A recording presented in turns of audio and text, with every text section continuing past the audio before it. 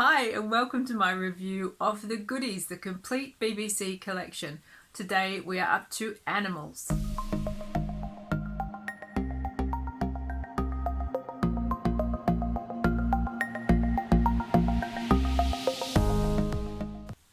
With Tim running an agency for animal actors, Bill and Graeme decide to exploit the situation. But when Britain's economy starts running exclusively on animal power, the animals revolt, and Bill, Tim and Graeme have to disguise themselves as rabbits to try to escape. Now, just like You Friend or You Foe, this episode starts with Tim running his own business again. This time it's an animal actors agency. Once again in this episode, the chaps get into issues around the ethics of eating animals and around animal rights. Something else that's very noticeable in this episode is that the office decor has changed dramatically. And what I found a little bit weird in this setup for this episode was we see the exterior of Tim's shop front, his business, but the office is actually what's inside the shop front.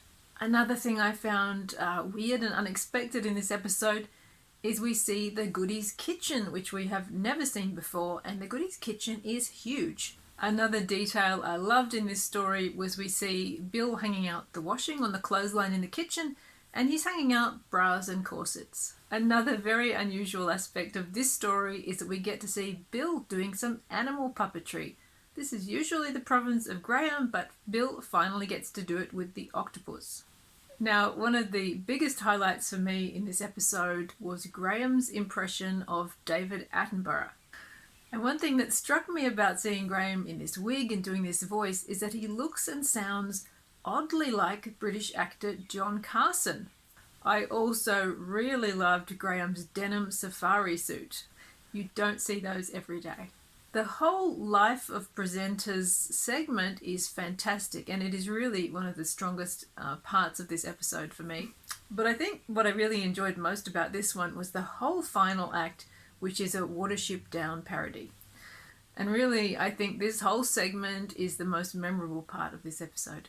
Now, what's funny about watching Animals again after all these years is that this is an episode I thought I remembered really well, but when I watched it again today, I didn't remember the first half at all.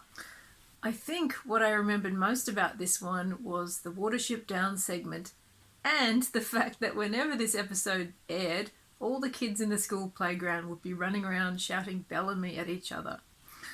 So really, when I remember this one, I think what I'm remembering is the playground fun that came after it. This is another episode that doesn't really feel like a regular Goodies episode at all. As I mentioned before, it starts with Tim running his own business. He mentioned that Graeme has left, and he presumes he's left for good. It does feel very atypical and kind of weird. Also for the fact that the office is now Tim's shop. This is an interesting episode and one in which the satire feels very pointed. Once again, the chaps are questioning people's attitudes around animals and the exploitation of animals. This has become a bit of a familiar theme in the series, and I love that. But at the same time, something feels a little bit off about this one. Something I was really surprised by was that Graeme's performance seems unusually flat. He's never like this. And it's really noticeable in the scene where he's doing a speech where it seemed like he's gearing up to be the mad scientist super baddie again. But it never really goes anywhere, and even while he's doing it, it kind of lacks his usual energy. The characters somehow seem disconnected from each other in this episode. There are even jokes about the series ending, and it did make me wonder, had they just had enough by this point? Yet again, we have a story that ends with everyone dying, and it almost seems like perhaps they want it out. Animals is by no means a bad episode. It certainly has lots of memorable moments. But at the same time, I felt this episode has a weird sense of almost foreboding about it. It almost feels like things are just coming apart somehow in the series. And I have to say, ultimately, I found this episode more unsettling than funny. This episode's guest stars included Patrick Moore, once again returning, and Mel Smith, beloved of fans of Not the 9 O'Clock News, and Alas Smith and Jones.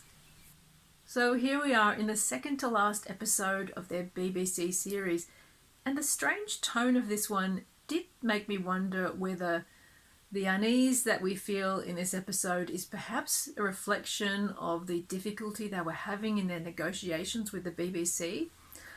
Thank you so much for joining me today, and I really hope you'll join me next time when we cover the final ever episode of the BBC series of The Goodies, War Babies. Now, that is one that I do have strong memories of, and I do remember liking very much. So I really hope it lives up to those recollections, and I really hope they can end their BBC run on a high note. I'll see you then. Bye.